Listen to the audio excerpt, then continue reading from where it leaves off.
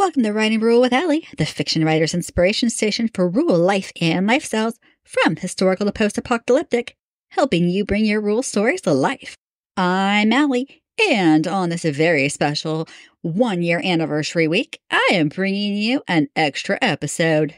This will be the beginning of several minisodes that will happen randomly and not every week, that will cover things that I have missed, left out, or just want to add to from the episodes that I have already done.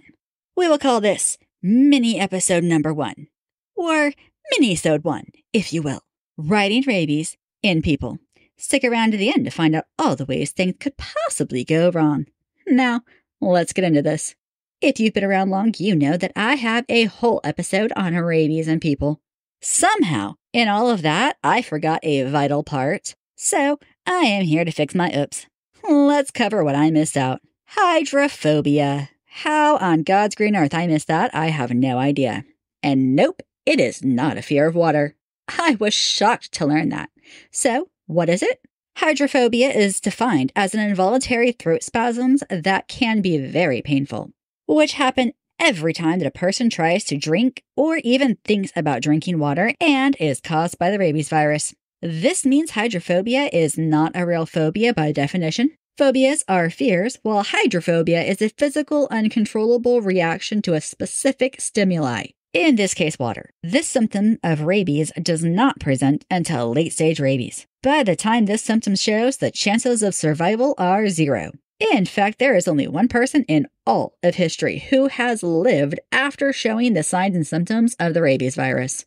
The reason for the throat spasms, as I understand it, is because the virus is trying to get out through the saliva, or what is referred to as foaming at the mouth. If a person were to swallow the spit as they normally would, the virus would not leave the body. So it has adapted to cause the symptoms of hydrophobia so that the only way to get rid of the saliva is out of the mouth. Personally, I find that creepy because it sounds like the rabies virus has a mind of its own. People suffering from this do not fear water, but the painful spasms that happen when they see, feel, taste, or hear water. Many times they will refuse liquids altogether. We can only live without water for 3 days, and an ill person will likely have less time to live without water, meaning that a person will likely die within days of showing this symptom. Now for everyone's favorite part, what could possibly go wrong? Before we get into the best part, if you enjoy this podcast, I hope that you'll take a minute to follow, rate, and review on your favorite podcasting platform. And if you're watching on YouTube, subscribe and hit the like button. Don't forget to share with a friend. Now, for everyone's favorite part.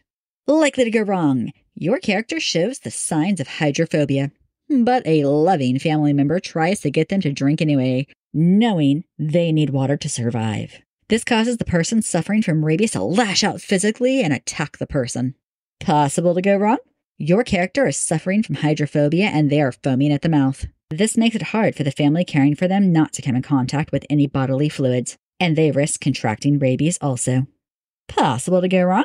Your character is suffering from hydrophobia but is desperately thirsty. They try to take a drink and their throat spasms cause them to choke. This could be deadly.